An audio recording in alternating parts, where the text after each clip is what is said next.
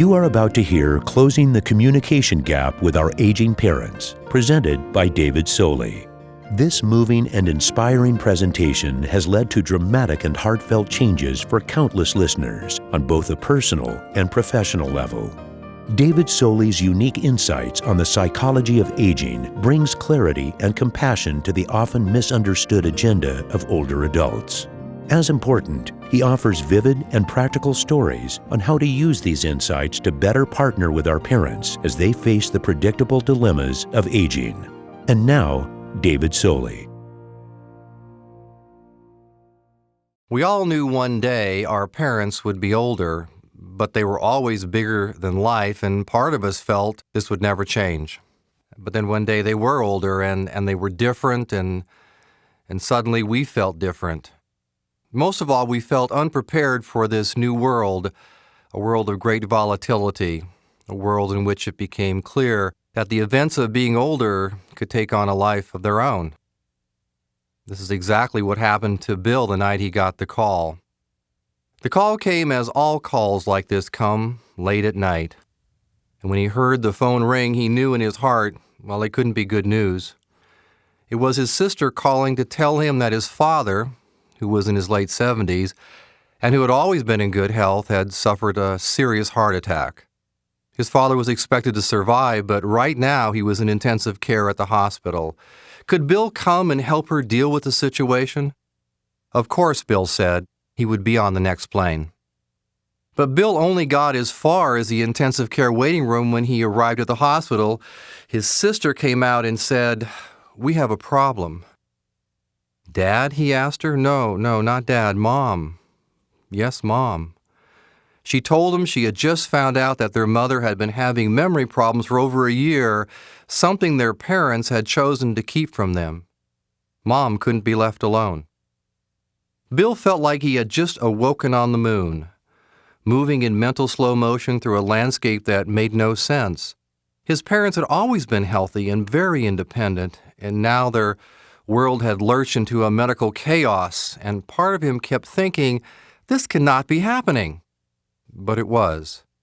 The events of the next 10 days were a combination of frenzied multitasking, uncovering other disturbing issues about his parents, a series of meetings with support providers, and gut-wrenching family conversations. Bill and his sister pressed hard for their parents to move out of their house and into assisted living. After all, how could their parents manage heart disease and Alzheimer's disease by themselves? So the children cajoled, they pleaded, they demanded, and finally, when all else failed, they threatened. But in the end, their parents stood firm. They would not move. They would take care of the situation the way they had always taken care of all of their problems, by themselves. So after 10 days, Bill went home. He needed to get back to work, to his family, and a long list of other responsibilities. But he went home feeling unappreciated, angry, guilty, and in his heart, defeated. Why did this happen? It wasn't due to a lack of good intentions. On the one hand, we have Bill's parents, who had been through so much in their 70-plus years of living. They had survived the Depression, World War II, the Cold War, not to mention their collective years of hard work to raise a family, make sure their kids got a good education, be good citizens, save for retirement, and not be a burden to anyone. And on the other hand, we have the baby boomer children, Bill and his sister, who have worked hard to get a good education, have worked hard to be successful in their careers, worked hard at raising their own families, who are at the peak of midlife competency with strong organizational skills, and who want to do the right thing. So how did these two generations wind up in the middle of a major communication breakdown at the worst possible moment? But this is not a communication impasse that is unique to healthcare issues. It really represents just one in a series of intense and emotionally draining conflicts that are occurring between baby boomers and their aging parents over heartfelt issues like, where are my parents going to live? What should they do about their money? What happens when one of them passes away? What happens when they can't take care of themselves? And what is the right goodbye? It is a conflict about two very different generations now facing the predictable dilemmas of aging and yet being unprepared for the experience. Both generations knew this day would arrive, but they were surprised how unprepared they really are to deal with it. So, how did we wind up like this? To understand how this happened, we need to reconsider the impact of the baby boomer generation on society. We are the first generation in America to arrive at middle age not having grown up in a communal society. What do I mean? I mean our society is vastly different from the one our parents and grandparents knew. They lived in a communal society, a close-knit, family-based network that might have been poor in finances but was rich in support. In the communal world, people mostly stayed in one place, lived within easy reach of each other. And aging adults in the communal society were an integral part of the social fabric. They had a role as true elders. They were not unfamiliar, alien, or worse, a social burden. But with the arrival of the baby boomers, things change. The baby boomers have become the official dispersed generation.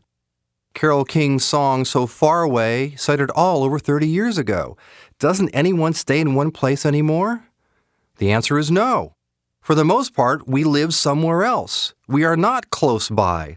And our movement has meant we stop living with and knowing firsthand older adults. Now we're trying to understand, communicate, and partner with our aging parents using mostly secondhand information and distorted assumptions about who they are and their agenda.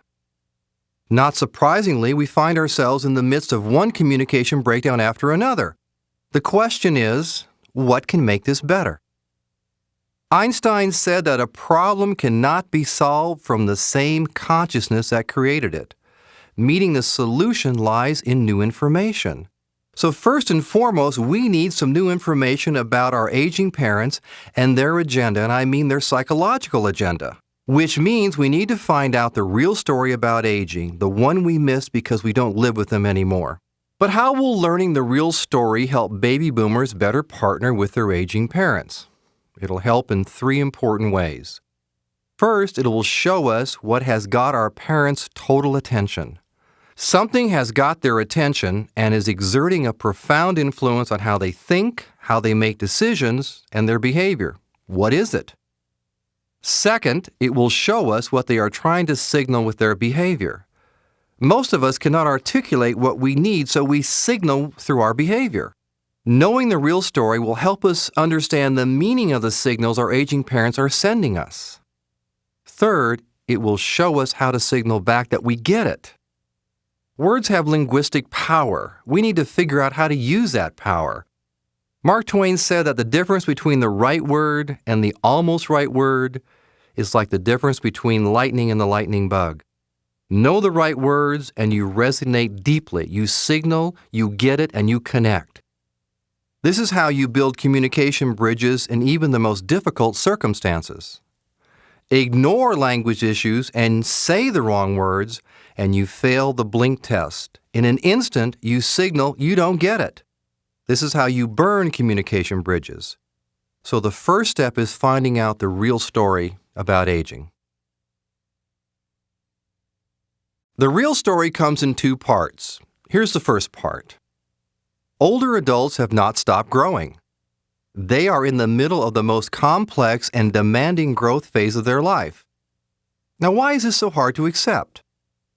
Well, because we've been taught that aging and growth are really a conflict of terms.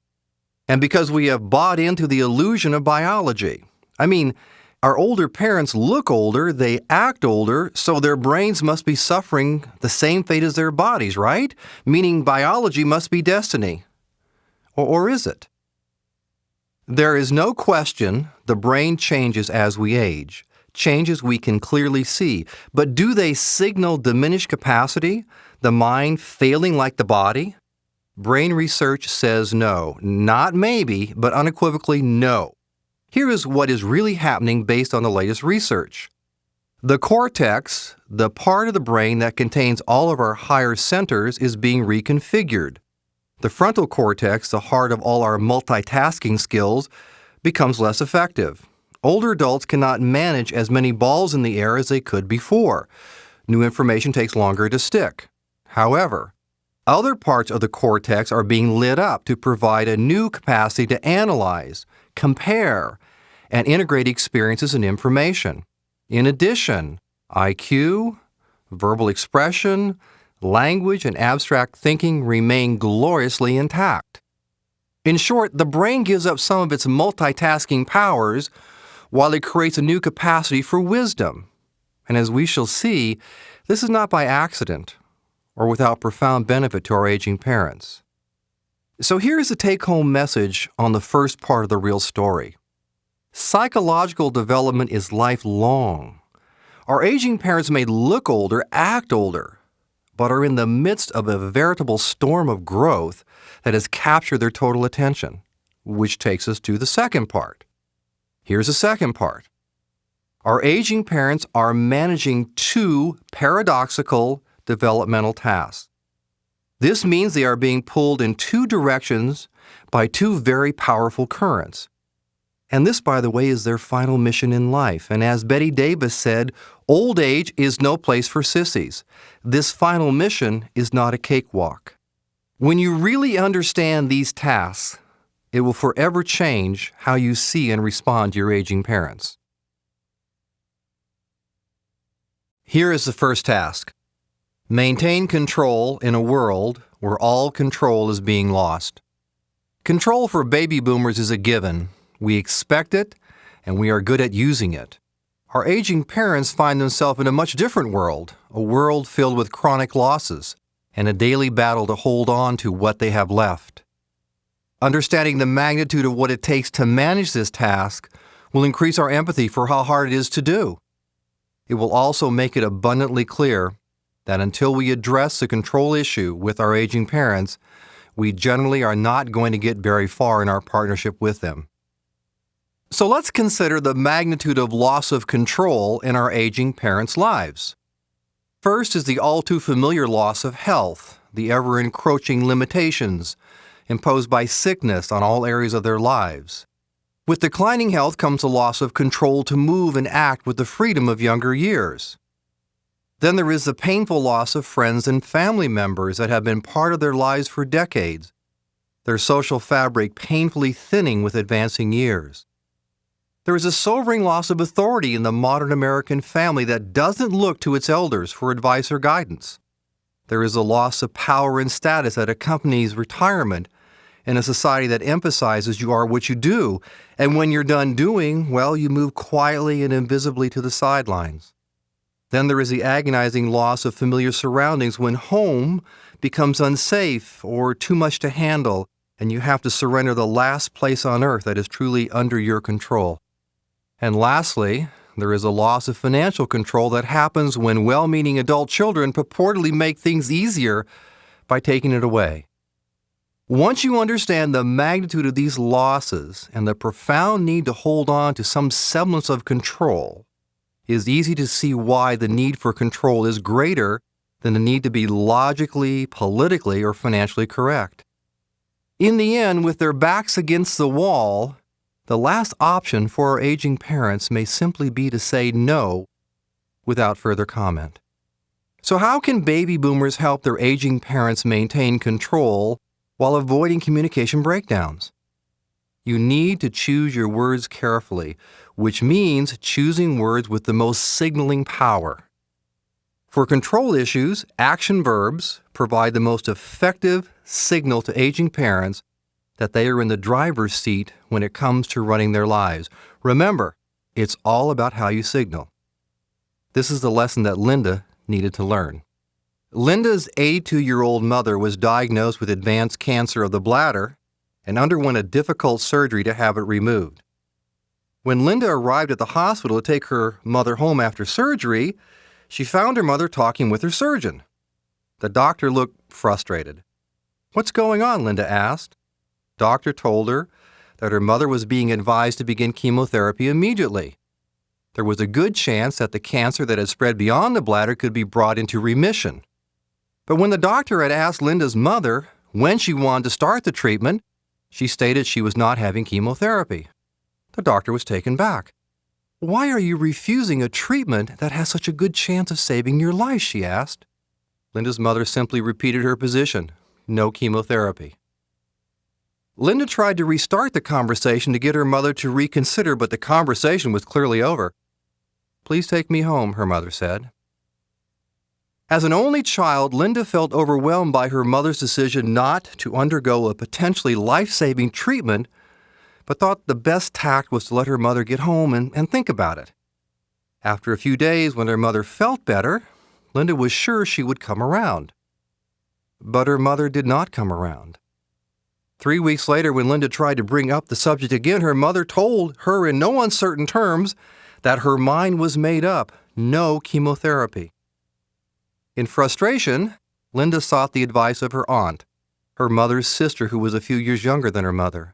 She carefully explained all the reasons why her mother needed to try the chemotherapy.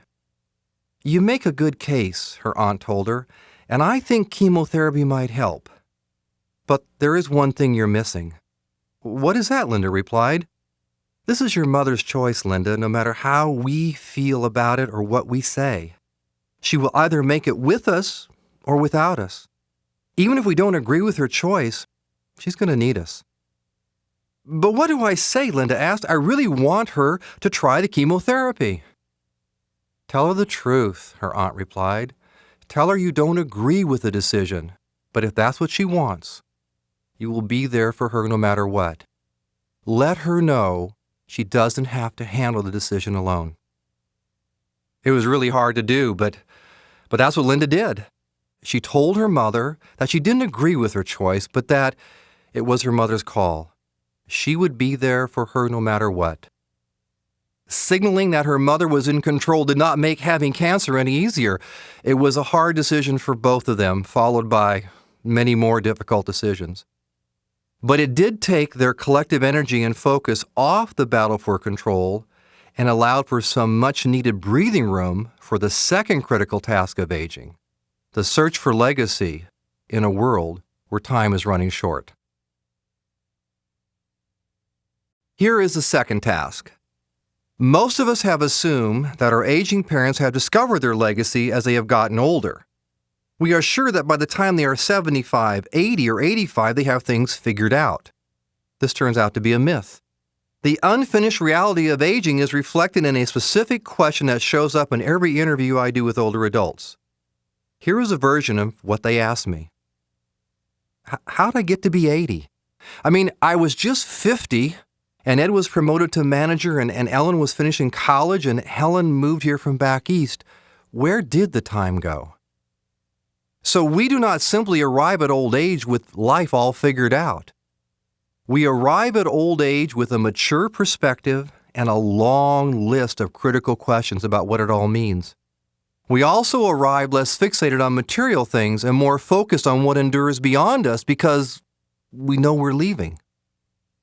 This new perspective shapes the critical questions our aging parents are asking about themselves and their lives. Questions like, did I make a difference? To whom? What is the meaning of my life, all these years, all these experiences? What are my last instructions, my last wishes, my last dreams? Will I be remembered? To find the answers, they need to go back in time into a full-scale life review. The legacy task is about life review. The legacy task is about finding new meaning in what has occurred. It is about reconsidering everything and arriving at a new conclusion. Remember, it is a daunting task. It is not necessarily pleasant, but it is transformational for both our aging parents and us. So how can baby boomers help their aging parents discover their legacy? You need to choose your words carefully, which means choosing words with the most signaling power. For legacy issues, questions provide the most effective signal to aging parents that you are interested and ready to help in the life review process. You also need to learn what type of questions open the life review door. What type of settings put both our aging parents and us at ease to discuss life review, and how to spot life review potential in everyday conversations, openings that are ripe for just the right question. Remember, it's all in the signaling. and this is a lesson I learned from Beth. "What can you tell me about your aging parents?" I asked Beth during our first interview. It is one of my favorite legacy questions because it signals that I want to know about an older person's history, whatever version of their parents they feel like sharing with me that day. It also connects both of us to major figures in their lives who, for better or for worse, play a dominant role in the creation of their legacy. I haven't talked about them in years," was her quiet response. Beth was 79 years old, a widow for many years, and lived alone in the house in which she raised her children. We were sitting in the family room overlooking her backyard garden. They were loving parents who gave my sister and I a wonderful childhood. Sadly, they died suddenly and quite tragically when my sister and I were in our early 40s. She paused. For a moment, I thought this was all she was going to say, but after a moment, she continued. "My mother was cleaning the bathroom and accidentally mixed bleach and chlorine cleanser together. This was before we knew how dangerous a combination could be. The door to the bathroom was closed. My mother was overcome by the chlorine gas and passed out. My father came home and found her unconscious. She was rushed to the hospital, but it was too late. She was pronounced dead. My father collapsed at the news. My sister and I arrived at the hospital shortly after my mother had died. They had already admitted my father for observation. He was grief-stricken, but he was extremely agitated. We tried to calm him down, but he kept saying he had to go home. The doctors offered to restrain him, but we said no. Finally, my father checked himself out of the hospital and went home. We offered to stay with him or call some friends to stay with him, but he refused. He said he needed to be alone. So we told him we would be back in the morning. He died that night. For many years, my sister and I were overwhelmed by guilt for not making my father stay in the hospital. We were all so angry at him and at ourselves. We never dreamed we would lose both our parents at once. But now, after all these years, it seems to me that my father and mother had been together for almost 50 years, and they loved each other very deeply, and I don't think he could imagine life without her. And I guess you could say he died of a broken heart. We sat silent for a few moments. "A little more than you bargained for," she said, finally looking up at me. "Indeed," I replied. So here is the take-home message for the second part of the real story. The final mission of our aging parents is to manage, on one hand, the battle for control, and on the other hand, the search for legacy, which means they are navigating two powerful currents at a point in their lives when their reserves are limited and their time is running short. They are hoping their baby boomer children can appreciate the magnitude of their mission and are willing to lend a hand. So how does knowing the real story help us become better partners with our aging parents? There are two important steps we can take that will dramatically impact our partnership in a positive way. The first step is we need to rethink our role in the battle for control. We need to understand the areas of our aging parents' lives that are being threatened by control issues, where control is being taken away or lost. To do this, we need to take a control inventory. At the top of the inventory list should be healthcare. This is where some of the most intense battles for control will be fought. This may be our defining moment, the one thing we offer our aging parents that will mean the most to them. It is not about getting them to accept the right treatment. It is about advocating for their right and need to have the final say about their health care. It is about closing ranks with them to protect their dignity and ensure they don't lose their right to have the final say. The inventory should also contain our honest assessment of control issues concerning where they live, how they manage their money, how they are coping with the loss of their partner, and how they are coping with their impending death. We need to rethink how we can become a control facilitator for our aging parents, even when we think we have better ideas. To do this, we need to learn how to use action verbs that signal they are in charge. Action verbs send a deep signal about control. Here are a few examples. Mom, tell me your thoughts on how you want this handled. Dad, this treatment sounds very involved. How sure are you that you want to do this?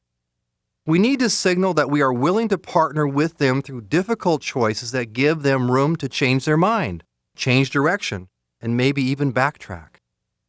Here's an example. Dad, you gave it a good try, but this is not going to work. You need to think about other choices. Let's talk about some options, but most important, what really works best for you. We need to signal we are there for them for the duration in the same way they were there for us when we were growing up. The second step is we need to rethink the implications of the search for legacy and the need for life review. We need to consider the expanse of the life journey our aging parents have made over 70, 80, or even 90 years, which means we need to learn questions that open the life review door to let out the raw material of legacy. We need to hone our skills in asking these questions as openings present themselves, and here are a few examples. Noticing an old photograph in a drawer, you may ask, Mom, this is really an interesting picture. Who are these people and what do you remember about them? In a conversation about when they were growing up, you may say, Dad, I don't think I ever asked you this before. Who was the most important person in your life when you were growing up? In a discussion about a friend whose family is going through some very difficult times, you may ask, what was the biggest obstacle your family had to overcome when you were growing up? But we need more than just questions. We need to be ready to help them process the response our questions trigger. We need to make room for nonlinear conversations that wander through patterns and connections instead of simply logic and chronology.